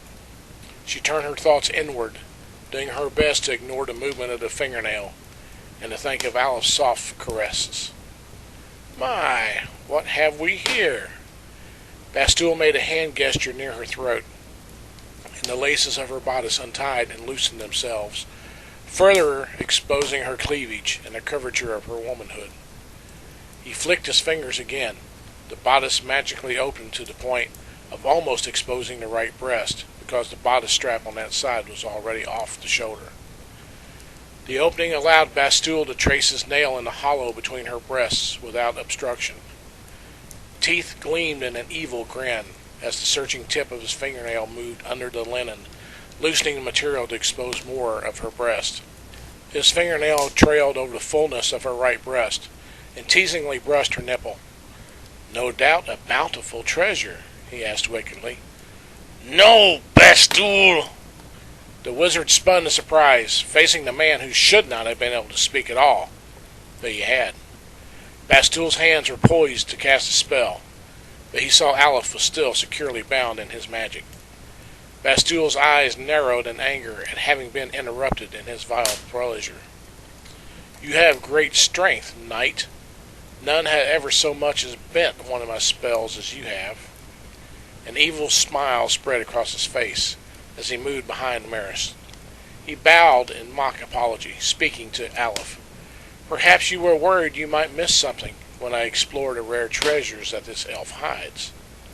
Allow me to move out of the way so you can watch unobstructed." Bastool reveled in the emotional pain and humiliation he caused. His hand slowly moved up the curve of Marist's hips, stopping at the top of her breasts. He reached around to loosen the remaining ties of her bodice, his thumbnails tracing the skin as he worked. With a slight downward gesture, the white linen magically followed the motion of its own accord. The material rose up the incline of her breasts, paused a moment at the nipples, and then dropped under her bared breasts. The top edge of the open bodice continued down her body and arms until it fell at her ankles, leaving her completely naked from the waist up. Aleph fought the magic that held him. Then he glimpsed something to one side. Shifting his eyes to focus more fully on the object, he barely saw through the open archway into the next room. If he could have moved, a devious smile would have played across his face. Finally, he had a chance to free Marist, if he could break loose of Bastel's spell one more time. He paused to take a deep breath, gathering his strength. He fixed his gaze on Bastool again, burning him with the force of his will, making the wizard pause in his perverse fun. "You must have something very important to say to me, knight," he smiled, stopping his disrobing of Marist to trace a circle on her navel. He rested his hand on her hip at the waistline, the long nail of his little finger moving under the leather covering her hips. It gently pulled against the material as Bastool tested the tautness of Marist's remaining article of clothing. "I shall let thee speakest 3 words," he used the high language spoken by nobles. "But takest great care of what thou wouldst speak." He smiled like a demon. "They mayhap be thy last words thou shalt ever speak again." Aleph felt the invisible force on his throat loosen slightly. He forced out the words, "No Vorta's lair." The wizard stood up straight. His hand moved up the elf's skin, over her right breast and shoulder, but did not linger. Stepping away from her, he walked closer to Aleph. You spoke well enough to continue. Was it? He paused. Yes. He looked at the two of them. It had to be you two who brought Vorta's head to Boland. Bastul came even closer to Aleph, eyeing him carefully. You may speak. The group listened a bit more. I know where the dragon's lair is, Aleph rasped. There's more treasure than what this room could hold, some of it magical. Bastul nodded with interest. Continue. I'm listening. Free us, and it's yours. Bastul laughed evilly. I am sure the two of you would happily go off and bring it back to me, too. He smiled slightly. I'm not that stupid, knight, nor that greedy. Send some of your orcs with us if you don't believe me. He knew it was their only chance, Marist's only chance. If Bastul followed Alv's lead, at least she would be free. Bastul shook his head. No, I think not, knight. You are much too clever for my slow-witted orcs to guard. Alv smiled inwardly. That was just what he wanted Bastul to think. Then send Marist. She may not be able to carry much, but she could bring enough magical items to prove I'm telling the truth. Bastul laughed again. Knight, you have been away from intelligent beings far too long. Of course you would like me to let the elf go and get the treasure. He walked back to Marist. I know your type too well. Her freedom is all that conserves you, save, perhaps, the revenge for the fate of your former friend. Should I permit her to leave, you could care less about the consequences to yourself. He traced a bare shoulder absent-mindedly. No, knight, she stays with me, while you bring back proof. The magical force holding Aleph vanished, as did his physical bonds. He flexed his muscles, trying to loosen them. His plan had not worked, but he might be able to salvage the moment. He stepped toward the lizard, controlling his desire to punch the smiling face. As part of this forced agreement, you shall not lay a hand on her. The wizard nodded. His fingers took a last, lingering caress of Marist's soft breasts before falling to his side. I surmised as much, knight. My hand shall not touch her until your return of failure, or your failure to return. Aleph looked at Marist, whose dark eyes begged him to end the situation one way or another. 1,000 words and emotions passed between them as sadness filled his heart. Unfortunately, at the moment, he was not able to do anything beyond bargain with Bastul. He could only hope that would change. The wizard had much that weighed against him. He turned to the wizard. I will need my sword and supplies. You shall have all that you need. He motioned to an orc that stood guard, watching the events with great interest. You have 5 days. 5 days? Alf said. It's 4 days just to ride to the mount, and another day and a half to climb to the lair. Bastul wore an evil grin, slowly acknowledging the problem. True, knight. My suggestion is that you had best leave now. Aleph cast a look at Marist before running down the hall without looking at the burned flesh and fur sprawled on the floor. There would be time later for mourning and revenge. He could do nothing for the dead. Only Marist could be saved. When the door closed, Marist felt the spells holding her release. She quickly covered herself and spoke with all the promise of death she could manage. He will return and kill you. Bastul smiled. You say that with much confidence. Marist returned the smile, only with greater assurance. I speak from experience. He will return. Perhaps. Bastul walked over and sat on his throne, gazing at her with cold desire. I must say, I would not care if he returns with proof or not. I would very much like to see what treasures you have that he values so much. That, wizard, is something you would never know were you to live forever, she said defiantly. Chapter 6. Question, Darmir. Garth asked. The old men looked at him and bade him continue. Why would the wizard be so unreasonable in giving Aleph time to complete his request? Surely he's interested in the prospect of treasure and the magic items from Vortoz's lair far more than betting the elf. There are reasons that wizards have only to themselves, Garth. It may have been his ideal that Aleph would return just late enough for Bastul to have his way with Marist, yet not so late as to be unwilling to give him the items he brought and reveal the location of the lair. I don't understand why a wizard that powerful would resort to such trickery, Rickard said. He should have spells to get what he wants in both cases. Perhaps, young cleric, perhaps not.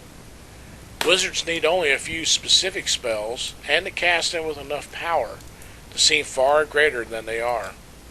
On the other hand, some wizards have used all of their skills to learn only spells of violence and attack, not those that require finesse and skill. If Bastul concentrated his studies on only attack spells, he would not have the magic you say. I tend to believe your first theory, Darmir, I said. After all, he used an army of orcs to attack the town, not his own magic. Were he truly a powerful wizard, he would have cast spells to make the people of Halston surrender without a fight. Darmir frowned, as if the ideal had not occurred to him. Then he smiled and nodded. Just so, young sire. 'Twas a good thought. I smiled, though I felt puzzled that Darmir had not thought of it himself. It was, after all, his story. Aleph rode hard through 2 days and nights to reach the Red Mountains, in which lay the peak of Toran, and what had once been Vortoz's lair. He knew he could return to Bastul's keep in 2 days by riding through the night, but the time and effort it would take to climb the mountain would make the feat impossible within the day and night he had to spare for it. His horse tied to a tree, Aleph, despite the odds, began climbing. He could do no less. Rust-red rocks bit into his hands as he climbed, almost making him lose his footing more than once. He ignored the easier, more time-consuming ways up. Dried beef and water kept hunger at bay, but the ride and exertion of the climb took their toll within the first few hours. He knew full well if he faced an enemy on the way up, he would lose the battle. He also understood the wizard's evil plan. Bastul hoped Aleph would be too exhausted to fight any battles during the journey, and would then perish.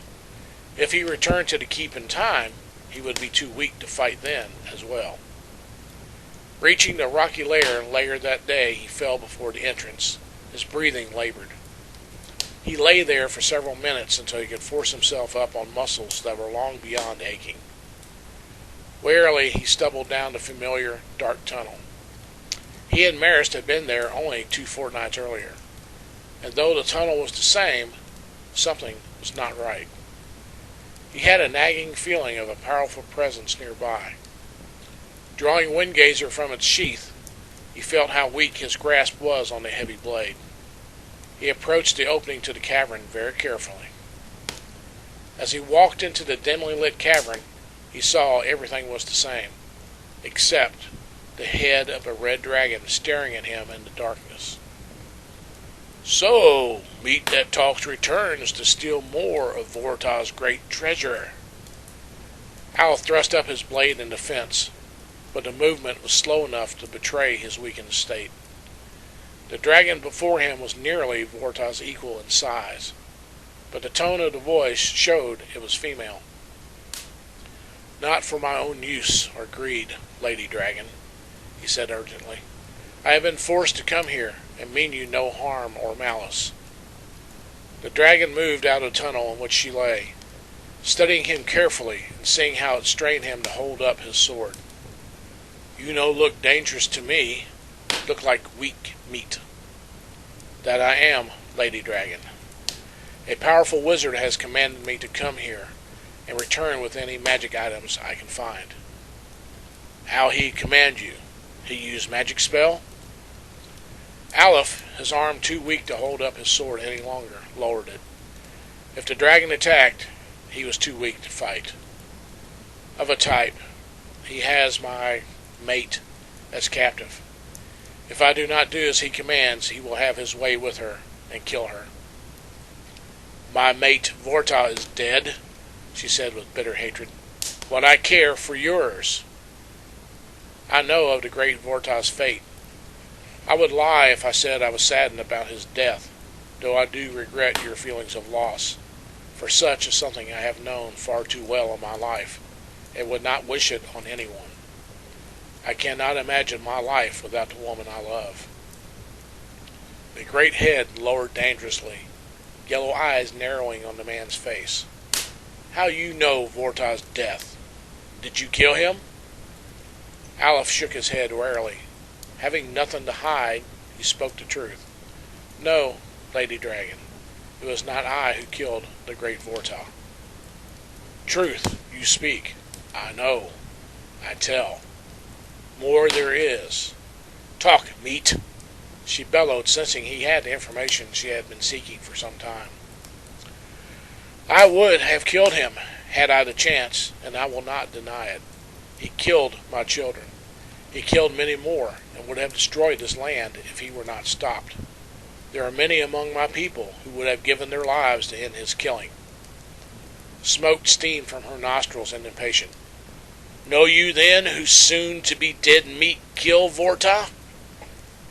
Aleph sheathed his sword, hoping his instinct about the female dragon was right. Yes, Lady Dragon. Great Vorta was killed by the magic of someone I know. Tell Vesta who, and you live. Aleph sat on a rock outcropping to rest. I would gladly do so, Lady Dragon, but the telling would do little good. The magic user is too powerful. He sighed in exhaustion before taking a deep breath. You would also need to know where to find the magic user. I fear I could not describe the directions properly for anyone to find, even to one such as your greatness. The dragon slowly neared him, no longer filled with rage, but with the hope of gaining revenge. This dead meat, same that hold mate? Aleph smiled inwardly, though without humor. She had taken the bait. He disliked the bitter taste that trickery left in his mouth, but he had little choice. He nodded slightly. The one who killed the great Vorta is there, yes. The scaled head rose slightly, scaled lips curling to a toothy smile. You speak truth, meat. Few meat talk straight. You show Vesta where soon-to-be dead meat is? Aleph nodded. I would gladly do so, Lady Dragon, but I have ridden straight for 2 days and nights, plus to climb here. I fear I am too weak to do so. Humans are not as strong as your kind. I don't think I can make the journey back without rest. He took a decisive, tired breath. Yet, I must. He stood abruptly, then sank back against a rock, as if in exhaustion.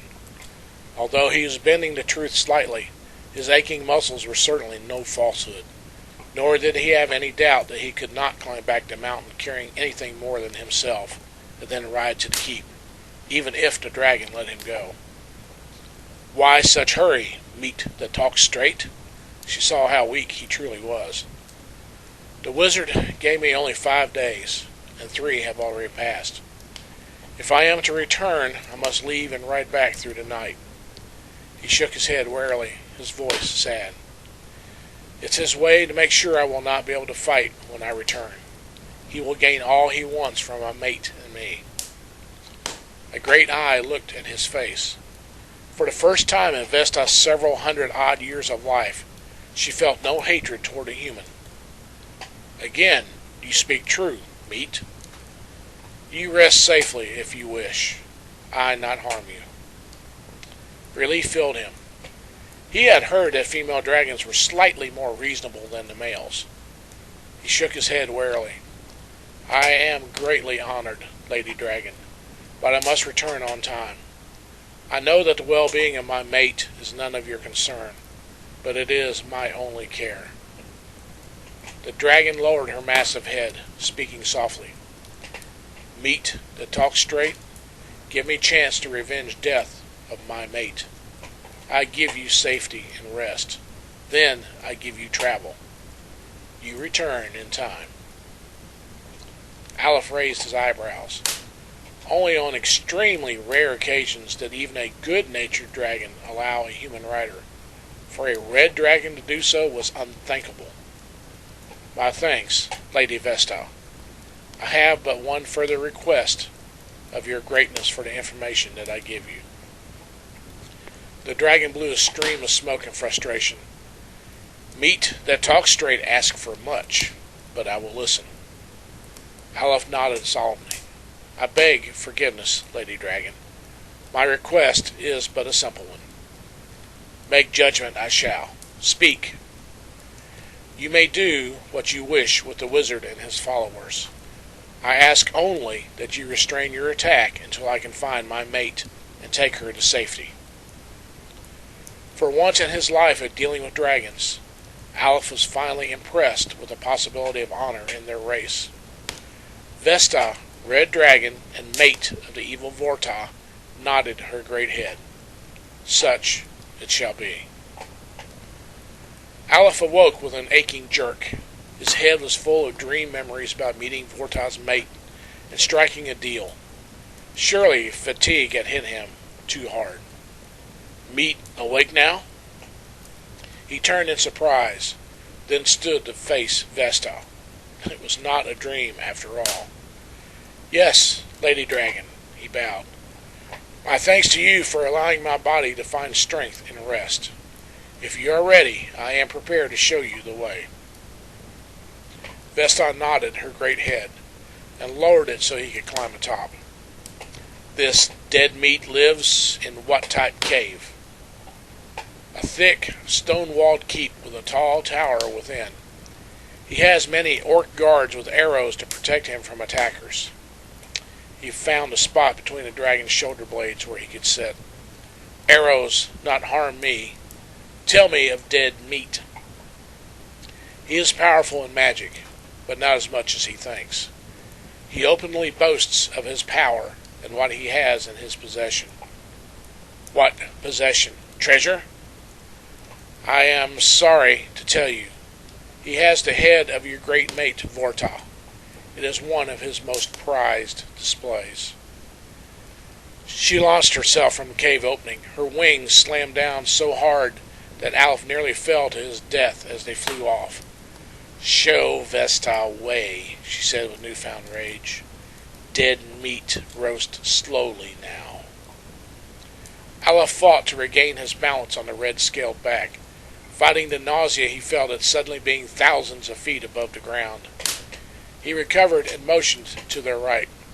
That way, Lady Dragon, toward the town of Halston.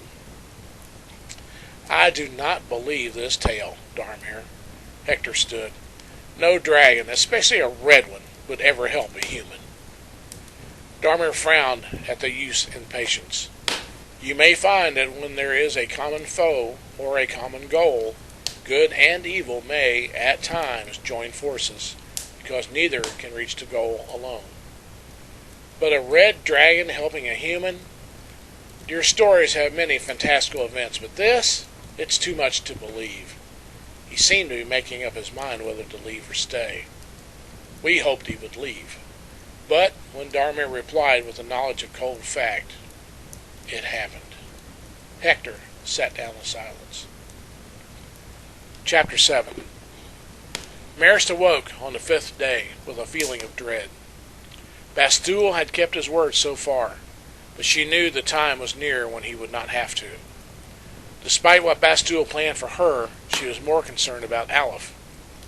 If there were any mortal who could accomplish the task Bastul set, it was Aleph. But that knowledge comforted her only slightly. She knew Aleph would carry out the quest, even at the cost of his own life. For his sake, she hoped if he could not return in time, he would not return at all. She would not surrender herself to the wizard's desire, even if it meant her death. She certainly did not want Aleph to return and see the result, or try to seek revenge, because that would lead only to his death. She dressed quickly, sliding the one blade she managed to keep into its secret place. She did not know if cold steel would kill the wizard, but if she had the chance, She would make sure his harem never again had anything to fear from his lust. She walked from the bedchamber and down to the balcony that opened above the courtyard. Orcs and other creatures she could not identify lined the catwalks on the thick stone walls. The occasional glint of sunlight off metal points reminded her that each had a bow or crossbow ready to shoot anything that became visible. Marist gazed toward the red mountains. The bright blue sky was sparsely dotted with white clouds, allowing the sun to shine down into the surrounding green meadows. A light breeze blew back her long hair and caressed her face. For an instant she closed her eyes, wishing she were in her own fantasy castle, with Alf's strong arms wrapped gently around her. She opened her eyes and cast out such thoughts. It was not the time for wishful fantasies, no matter how pleasant. Reality surged back as she saw the distant smoke clouds marking Halston. The siege stopped, but would resume soon. She looked to the northeast again, barely seeing the distant dark shapes of the red mountains. A sound behind her made her look downward in disgust. All of that shall be mine, and yours, if you give yourself to me willingly. She looked at the meadows. You think too highly of yourself, wizard. I would not give myself to you if I were looking down upon all of Norval and you made that offer. Perhaps not, elf, but I have yet to see your knight enter the courtyard, nor have any of my orc lookouts reported any sightings. You have but a few hours until I make you mine, one way or another. I truly care not which it is, but you may. Think well of your choice. Marist looked skyward, casting a prayer to a small bird she saw flying in the distance, hoping the gods would hear her. She felt a cool knife blade resting against her inner thigh. Do you truly think you can handle me? I may be too much for you. He laughed. We shall find out shortly, won't we? She watched the bird as it flew closer, trying to increase her determination. Accepting defeat was the same thing as admitting that Aleph failed in his task, and she was not prepared to do that. As she continued staring at the bird, it grew in her sight, until she noticed something was not quite right. No insolent remark? Bastul taunted. Marist ignored him and stared at the approaching animal. The bird should have been much closer than it was. By its size, it should have just been a few 100 feet away, yet the shape continued growing until it was much larger than any bird she knew. Bastul strode closer as the elf ignored him. He looked out to see what entranced her. At first, he saw nothing more than a dark red bird. Then, he recognized it. He ran to the edge of the balcony. Guards! Prepare for attack from above. A red dragon approaches. A red dragon? Marist almost asked absently. It couldn't be. Bastul stood at the edge of the cold rock wall as the dragon neared. She glanced at him and saw a tremble pass over his face. He was quaking in fear. Looking back at the nearing dragon, she suddenly pointed at a dark spot sitting between its shoulder blades. There, on its back. It's Aleph. She broke into a smile. Bastul looked, his jaw dropping in shock. How? Marist turned with a smile, ignoring the knife she had been prepared to use as hope rose within her heart. It appears, wizard, that you have been wrong about a few things. Your doom is upon you. Perhaps, elf. He stared in awe at the soaring dragon that circled before landing in the courtyard. You best hope that your knight is not as foolish as his bravery makes him out to be. The two watched as dragon and rider came closer, until they landed softly in the stone courtyard under the readied weapons held by nervous guards. Aleph looked up to see Bastul's pale face. With a grim voice, he said, Wizard! Is this proof enough of what you sent me to do? Bastul swallowed harder than intended. How came you to that creature, knight? How is not part of the bargain, wizard. Free Marist. I have fulfilled what you sent me to do. Marist looked at the stunned wizard. The situation was clearly one that he did not know how to deal with. "Not just yet, Knight. This must be a trick of some kind." The dragon appeared to be under the man's control, but he did not know of any way that could be possible. He forced himself to speak calmly. "If you do indeed command that dragon, lead it into my throne room." Aleph climbed down from the scaled back and thrust his finger at the wizard. "Do not play games, Bastul. I shall come, but you had best be prepared to do what you agreed." "Come, elf," Bastul said. "Let's see what type of ruse your hero is attempting." He led the way to the throne room in the great hall. They had just reached the bottom of the stairway leading to the great chamber, as Aleph led the seemingly docile dragon down the length of the great hall. "Now, Knight, what manner of trickery is this?" Bastul studied the red behemoth before him. He never knew just how menacing a live dragon was until now. Aleph smiled in surprise at the accusation, but said nothing. His eyes slid sideways slightly. Maris saw it and moved away an inch at a time. "No trickery, wizard," he said sincerely. "Surely you know what a red dragon looks like. After all, Bastul, you have the head of Vesta's mate, Vorta, there in your study." He thrust out his arm, pointing at the white skull of a large dragon on a huge wooden table in the next room. Bastul glanced at the skull, then turned back toward the dragon. "Vorta's mate?" he asked in a worried, puzzled tone.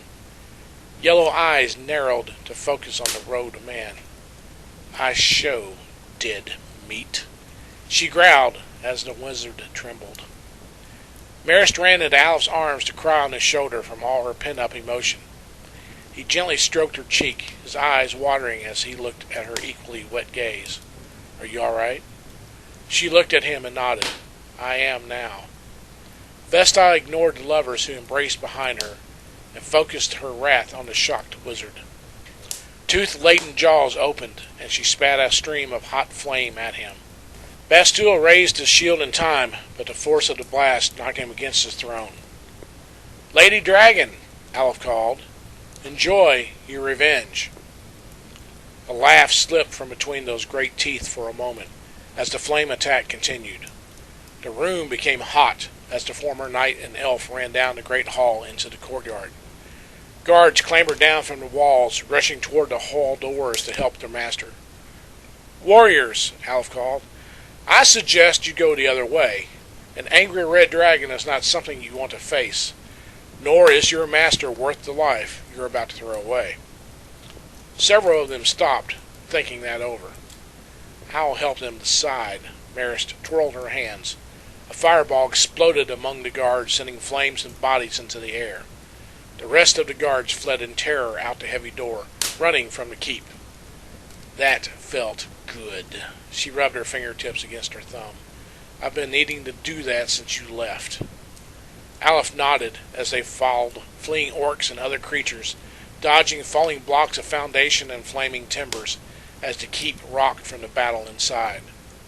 "Their news will send the rest fleeing," he said, "though the tale of a red dragon saving Hoston will never be believed."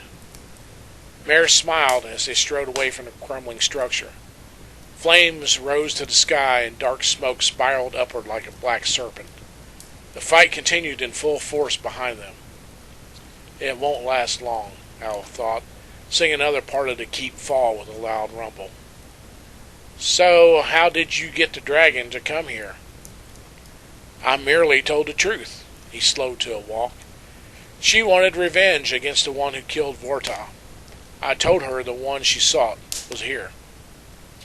Maris stopped and put her hand on Aleph's chest to stop him. "But that's me." He shrugged. "I never said exactly who killed Vorta.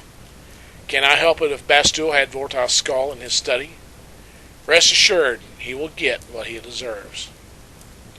Maris smiled and looked into his eyes, showing her joy being reunited with her love. Her smile became mischievous. "You're taking up too many of my ways, Aleph.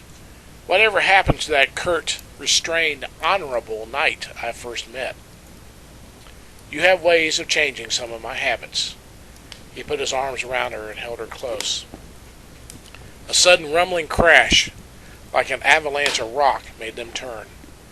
Vesta strolled from the fallen keep, which still smoldered from her fire.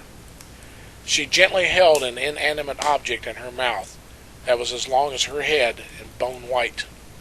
The giant reptile walked to the two smaller figures and carefully placed Vorta's skull on the ground. Meet now dead. My word with you true. You live now. Next we meet may not be so. Unafraid, Alice stepped forward and knelt in respect. In reverence, he said, "In that case, Lady Dragon, I hope we shall never meet again. I would not like to fight you. You are the only one of your race who has honored me by working together. It would be a great shame if we should end this as enemies." She tipped her head slightly at his words, knowing he spoke his feelings honestly. With a nod, her lips curled into a smile. Meat that talks straight? It would, indeed. She lifted off the ground, carrying Vorta's skull with her. Marist shook her head in disbelief, watching the dragon soar into the distance. It seems, Aleph, that you may have a new ally that no one has ever had before. Aleph smiled. Perhaps. He watched the dragon vanish into the distance toward the Red Mountains. He looked at Marist's soft features and brushed her long hair behind a pointed ear with a wry smile. Seems that my manly charm is too much for any woman to resist. She slapped his chest and said, "Don't push your luck, Aleph." He grinned, his eyes wide. My luck? Well, I don't know about that. I do, however, remember the promise of ale in Halston. I'm sure the people there will be more than happy to draw up ale to the heroes of the day. She took his hand and started walking toward the distant smoke. Either that or they'll run us out of town as madmen for saying a red dragon helped out. He pulled her hand and took her into his arms, her lips a breath away from his. I also seem to remember you saying something about bonding. She kissed him deeply and smiled with the light of love in her eyes. Never can tell. Chapter 8. Darmir ended the tale. Hector left silently as soon as the man sat back in his chair. I had the feeling Hector did not want to find himself outside at the same time as Kalar, though truthfully, I did not know why he left in such a hurry. None of us really cared. Maybe he won't come back, Jenya asked, watching the door close as she voiced her thoughts. We could not be that lucky, Jan said.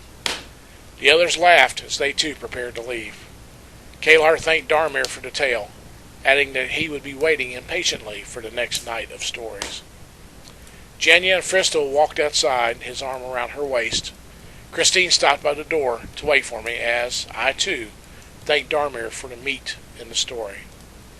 He nodded in reply, but his expression was distant and strange.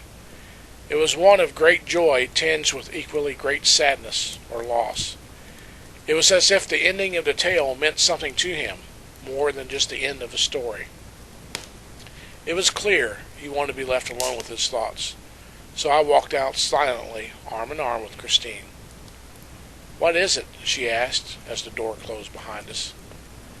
These stories mean a great deal to Darmir. I have yet to figure out why or how. Perhaps you will when he wants us to. I nodded. What do you think of tonight's tale? She blushed slightly and said, I enjoyed it, especially the end. A knowing smile came to my face. I'm sure you did. So, have you ever thought of finding someone to bond with? She asked with a hopeful tone. I looked deep into her eyes and pulled her closer. The welcome warmth of her body against mine caused a wishful smile. Kissing her cheek, I whispered, You never can tell. That, however, is a tale for another time.